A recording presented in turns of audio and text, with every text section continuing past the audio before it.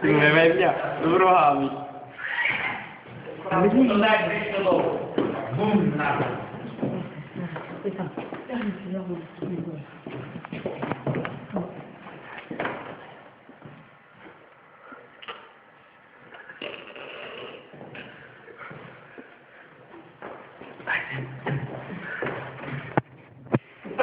Bună ziua!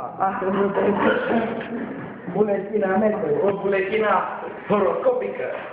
Horoscopius în limba latină.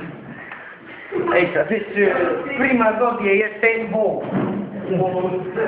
Astăzi va avea un foarte mare noroc prezentat ca sub formă de ghinion, ca pe chifla, va avea foarte mult noroc pentru că va fi pe o pajiște foarte verde. Va mânca mult capra aia să face cât chifla. Leoi, da, o să aibă o foamă așa de dimineața și o să se taie când o să se radă. Ăsta, Țapțarac, e o zodie foarte periculoasă. O zodie periculoasă pentru că poate să să muște cu clasicile alea și la el. Aici, așa,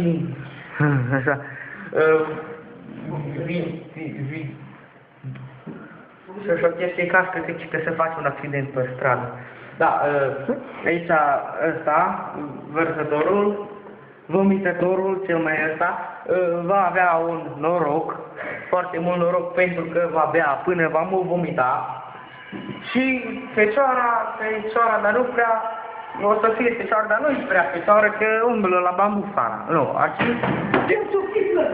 deci, în China o să se prezinte cu tremure foarte mari, începând așa, scara Richter, 1, 2, 3, 4, până la 10 scara Richter. Și începe și face. Zâmbește la cameră!